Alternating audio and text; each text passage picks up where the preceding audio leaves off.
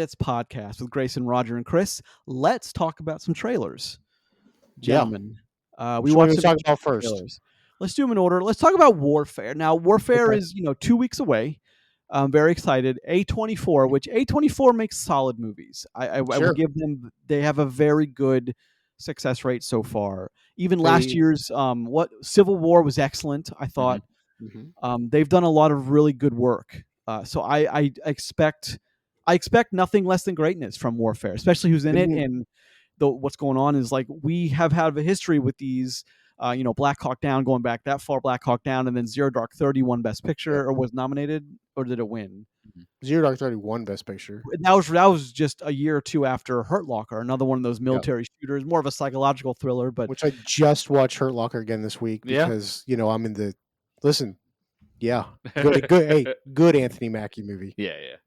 and I'm going to make a comparison to Michael Bay's 13 Hours with Working Man a little bit later. But that's 13 Hours is one of those movies that I just the bro kind of formula with the very emotional music and the really the orange, the blues, the yellows and the color palette, and like the desperate Alamo type defense of a few guys fighting off a whole state. Like that stuff gets me because I'm a big fan of the military service members that do excellent work around the world. I'm a big fan of that. I'm a big fan of heroism. Some people might not have the same opinion. I understand that, but however you want to say it is like, even there was heroism even among the ranks in the German army in World War II. I mean, it's heroism's heroism. So I love that. And that movie was chocked full of awesome stuff going on, and an amazing conversation on the roof about how soldiers can't just turn it off, and why can't they just go home? Well, they can't, because a soldier is a soldier, and you can't turn that off. Excellent conversation. The best thing in that movie by far. Best thing Bay did in years by far. But Sure. anyway, I want to make a link. It's because he did a lot of dog shit. So. And then he did Ambulance, which wasn't quite so bad. Hey, Ambulance is a pretty decent flick. Ambulance was fine. Hey, look, that's when he discovered Drones. Yeah, that's when he discovered drones. Like they can be used to do things. They get some good shots, though. So, what do you guys give me your opinions on Warfare? Look, I think Warfare looks pretty rad if you're into like that, second round of Iraq War kind of movie idea.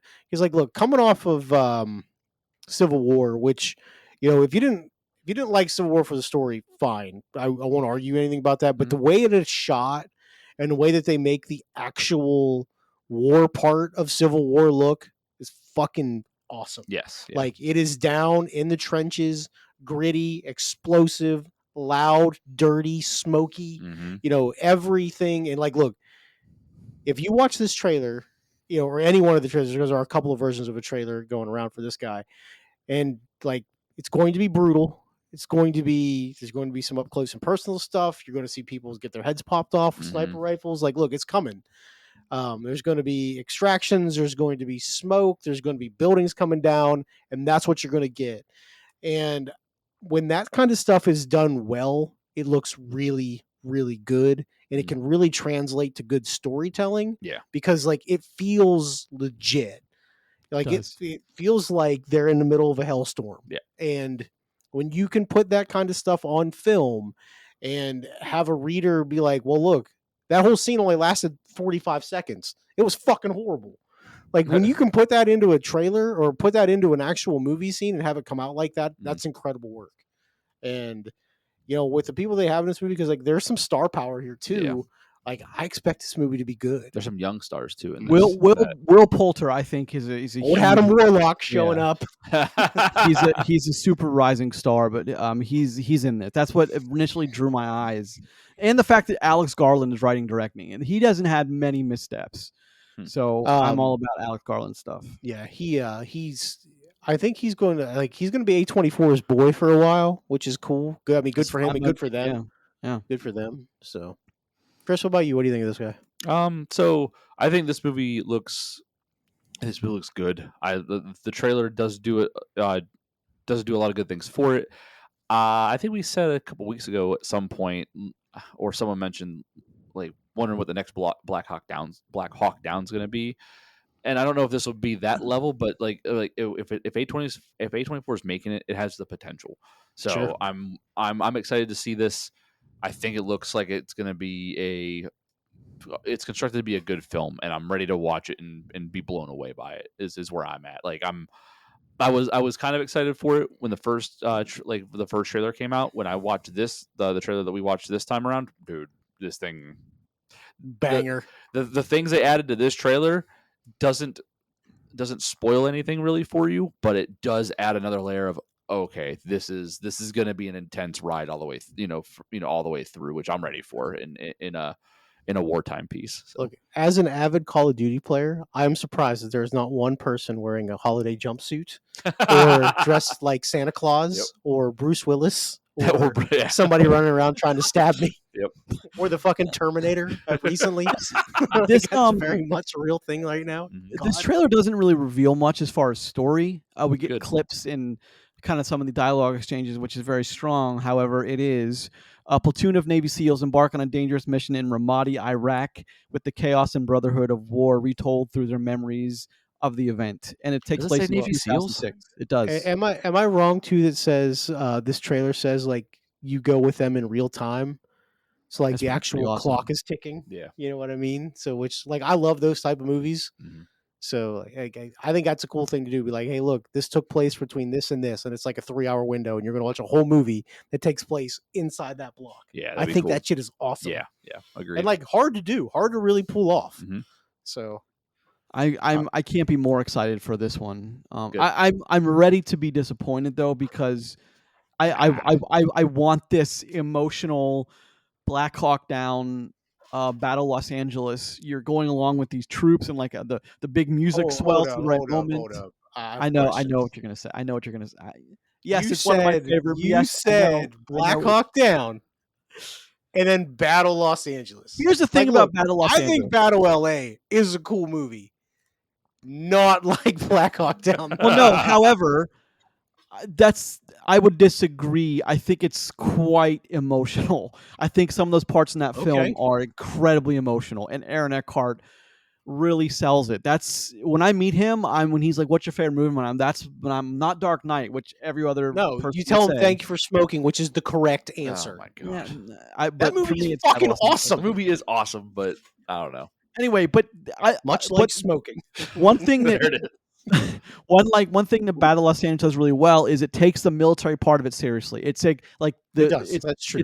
They're very like everything is down to a T, and people have broken it down online. They're like everything they do is pretty 2014. That's how the military operated. The words they use, the phrases they use, everything is just that was very accurate, and I appreciate accuracy like that. And I'm hoping we get more of that in Warfare. I'm hoping it's less like revisiting stories through narration, and we see these things play out with the big action moments, with the big score that swells. I hope we get that, because you could easily tell the story in a way that doesn't give you that. Look, I hope we get a long episode of Band of Brothers set in 2006 in Ramadi, Iraq. Because listen, that'd be awesome. That would be awesome. Yeah. Also, watch Band of Brothers because that shit is awesome. Band of Brothers continues to be one of the best produced miniseries of all time. Yeah, of course. Still watch that every year. Really every year on Memorial Day. Every year. I agree. I agree. Yeah. All right, moving on. Everybody loves the good family. Get the family around to watch Band of Brothers. No one likes to do it but me because, it's fine. You are a unique individual, Roger. I'll say that. Next, as we to continue our trailer tour on Post Credits Podcast, let's talk about Sinners. Let's do that. I think this is going to be a massive, massive hit. I'm hoping. You have some great star power with Ryan Coogler, who knows how to direct. He does. So and I like Michael B. Jordan. So like all the elements at play here are. I don't think that. You can't say like they're historically accurate because there's obviously some kind of supernatural things going on here. But I'm here for it. I think Sinners looks awesome. This is a documentary filmed in real time. So I'm excited to see what's going on down south right now. Much like the movie we just talked about, Warfare, takes place in real-time events. No, so the official synopsis for this movie, did you guys read what it says? I'll read it right now. It's trying to leave their troubled lives behind. Twin brothers return to their hometown to start again, only to discover that an even greater evil is waiting to welcome them back. That's the IMDb description. Okay, so this is set in like Jim Crow era time. Mhm. Okay, and when you say greater evil, thinking that there's a lot of things that come into mind. Yeah, of Like course, in the of South, course. like a lot of terrible stuff. Mhm. Buddy, this is a vampire movie. Like, well, I'm pretty sure it's a vampire movie because they don't actually go out and say it. Yeah. But that's what this movie's about. Which, like, that whole premise to me is to have a movie set in the late 20s, early 30s, and have it be about vampires is just a wild idea. You guys remember the movie, which I thought was a neat idea, but never really pulled off? Remember Cowboys and Yes, Aliens? Yeah. of course. Like, Daniel where the Craig. idea Yeah. of it is like cool as hell. Mhm. The movie's just not very good. Yeah. But like, I think this movie might be good, All right. and I like the idea of taking something that you don't really see, like that kind of mashup of movies happen. Mhm. I think it has the potential to be something good. And knowing that it's Ryan Coogler and Michael B. Jordan together, Mhm. I mean, like, look, They've done it before. they've done so- some good stuff Yeah. before, like several great things. But Yeah, of course. I mean, Yeah. Agreed. Michael B. Jordan is a powerhouse of a star. Coogler is a powerhouse director. It's also got actors people know, Jack O'Connell, Haley Steinfeld. It's got a number of people here that It's got one of my favorite actors of all time, Delroy Lindo. Love that Del guy. Yeah. was great. I mean, he was in the Love 90s. Delroy Lindo. He was in the late 90s. He was in damn near everything, and I love to see him. I love to see him. Do you You know remember that- him in Gone in 60 Seconds? Oh, course, God, When he yeah, just so yes. good. and he just throws that guy in the pit. Yep. And he's like, well, You know, it's funny wish that hadn't on happened. IMDb, Haley Steinfeld is listed above Michael B. Jordan. What? She's the number one cast. And Is it on the because cast Mike list. has to play two people in this movie? Because he Maybe, does. I don't know, but Mm. yeah, So no, he's he playing. does. He's playing twin brothers that are named Smoke and Stack. By the way, which fucking awesome. Yeah. I also hope that you guys go a bit out of your comfort zone as far as where you live, and you really try to find the big like the IMAX or the big D It is screen shot in of this. IMAX, which Yeah. is I thought an interesting choice for a movie to be shot in IMAX. But I guess I guess we're gonna see. I won't be doing that, but Okay, fair. I will definitely be doing that.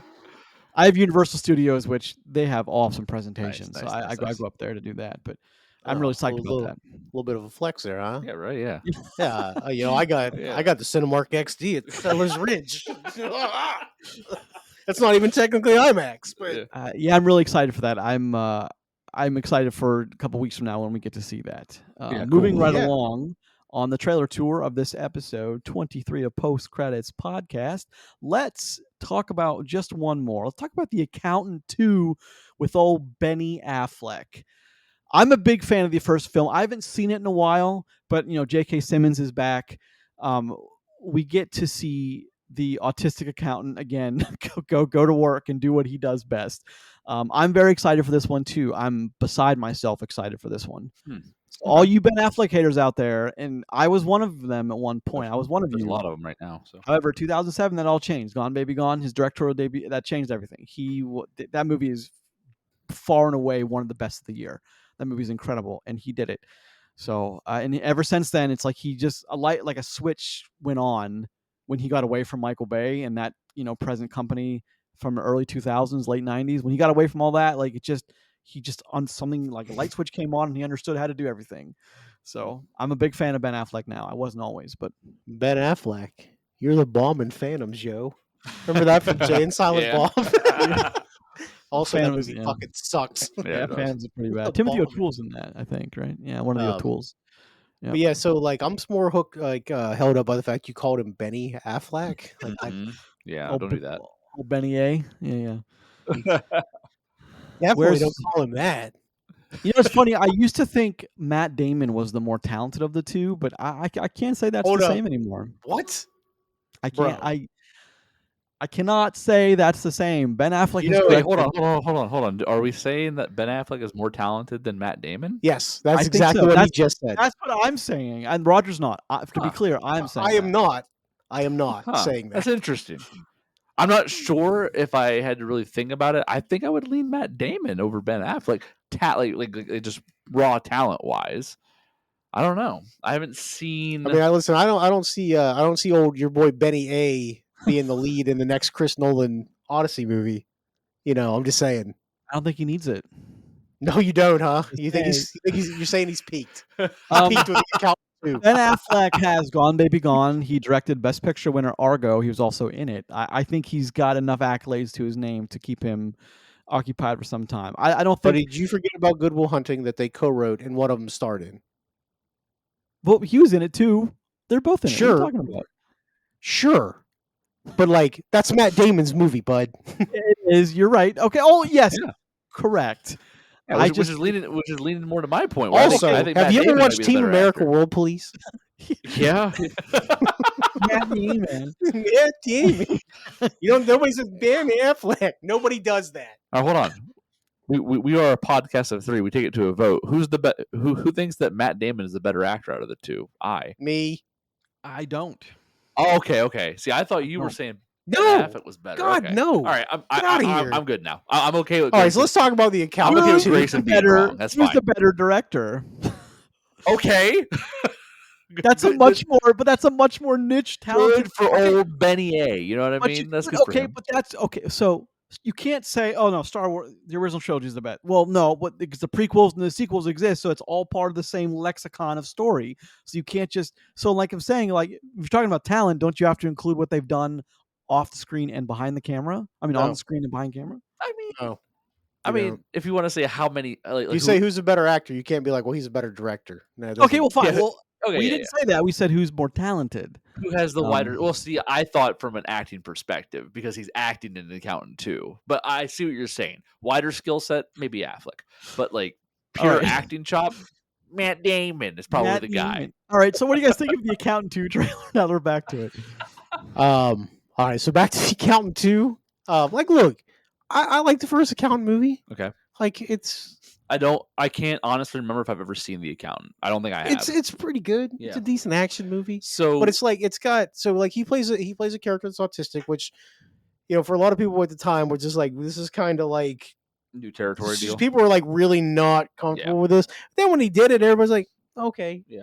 because like they take it a different direction where like he is clearly autistic or clearly on the spectrum, but like his skill set, like the stuff he's good at, he's really good at math Mhm. and really good at forensic accounting. He's also really good with a sniper rifle. Oh, all right. So yeah, it's some people like trains. Some heroes don't wear capes. You know what That's I mean? that's it. And like, look, this just seems to be more of that, and that's fine because like they introduced John Bernthal as his brother in Yeah. that movie, and like this is going to heavily feature him, Mhm. which is also awesome. I was far Because- more interested in this trailer once Bernthal? Bernthal shows up in it. Yeah, because like he's fucking rad. He really is. So He's one of my favorite people. good dude. Yeah. Like seems to be like the man. He seems to be down to earth and like and I know a lot of people, but he's like someone that I would like to hang out with. You know what I mean? Sure. Like in actuality. He could be your Andrew Garfield. It's nice. It's nice. Oh my goodness. Deep cut. anyway, deep cut indeed. Yeah, like so, like I become far more interested in this trailer once the whole cast is evident on who we're going to be following, like in a large way for this one. However, out of all 3 trailers we've talked about, which are good trailers, don't get me wrong, the last 7, 8, and 10 seconds of this trailer fucking rules. Yeah, Yeah. it's when good. they're walking out of the house and they're military they're gear, firing whatever yeah. guns they've got, man. That is a cool ass moment in a trailer. There's just something about walking down, just guns blazing. That's always cool. Yep. And I also don't think know, like, they do a the good song job in the trailer for choices. The song choice is interesting too. It's kind of like narrating what's going on too with the song. If you listen to the lyrics, it's really kind of an interesting choice for that trailer. But Chris, I really hope you catch up with The Account. I'm going to catch up on this. I might be able to, 2 weeks. So it's available on 2 or 3 of the platforms right now. So It's on a couple of platforms. pretty easily accessible. But here's the thing: it Definitely excited. probably won't be once it gets once it goes yeah, out. Once it goes Accountant to 2 go time, launches. yeah. So just Yeah, be of course. wary of that. Quick PSA Uh-huh. today, which no one will know because this is going to come out on Tuesday. How to Train Your Dragon 1 and 2 are off all streaming platforms after tonight. Okay. Oh, sorry, I got those. Just saying. If I could borrow your copy of the 3rd one on Blu-ray, I'd appreciate it. Thank you, sir. Yeah. Do Yeah. give him on Blu-ray. Yeah. Yeah. That's how he has it. Yeah. Blu-ray. Stop. I have them all Blu-ray. legally. I will say I have them all legally. Hey, you. over there. Shut up. Cool. So about the accountant too, though, like I expect this movie to make good money, Okay. even though it is going to be a hard R-rated movie. So like that's the kind of thing you get into with these, is you never know what the cap is going to be financially for them. Yeah. Just because, you know, part of your audience is always not able to see that movie, depending on where you live, I guess. Yeah. But Allegedly. you know, I expect it to make good money and to be a hit. You know, wasn't critically, I have no idea, but it's going to make a bunch of money. Out of these three, which one of these do you think makes the most money? Accountant. That's a good question. I don't Accountant know. Or Warfare could just do amazing money. People love their military shooters, man. They really do. The problem with these three movies, and it's not a problem with them per se, it's a problem with their timing of release. Because it's basically movie, 2 weeks, movie, 2 weeks, movie. Yeah. So, like, even if one is doing gangbusters, the next one's coming to be like, hey, that audience you got there, that'd be a shame if I took a bunch of it. Yeah. That would be a real shame if I just slid in there and took a bunch of that. You know, because they are all three of them are rated R. Yeah. So they all share the same demographic. So Well, yeah, I mean, they really do. I think of all three of these movies are good. And then everything dies on Thunderbolts. True. So I think of all three of these movies are good movies, like about equal in like caliber of film. I mean, I know if one of these is great and the other two suck, that's going to definitely affect the way that how much money they make. But if they all come out, they're all pretty good movies in their own right. I think Sinners has the longest staying power. I think it actually ends up making it's rare that a kind of like a supernatural style movie makes a lot of money. They usually don't do that. But I think with who's involved and the cast in Sinners, I think it has staying power. Yeah. If it's good, they'll keep it. They'll let it run and make money for as long as it's got. You have an A-list actor and an A-list director doing a supernatural movie, which is something that you don't get a lot of. Yeah. So well, good call out on that. But also, you know, movies are shown in IMAX all the time, but they're not all shot exclusively with IMAX cameras. True. And Sinners is, so that's part of I think the staying power. People like seeing those that are still spectacles on those big ass screens that not everything has. And with limited IMAX shot movies, IMAX might keep it running for longer. Exactly. For that reason too. I mean, Dune had a month of completely uncontested ground. Like it just did so much money on the. I mean, I saw it several times in IMAX. I love that movie in IMAX. Holy cow! It's a very only movie I've ever seen in IMAX. It's a very different experience. Movie now. But I'm really excited.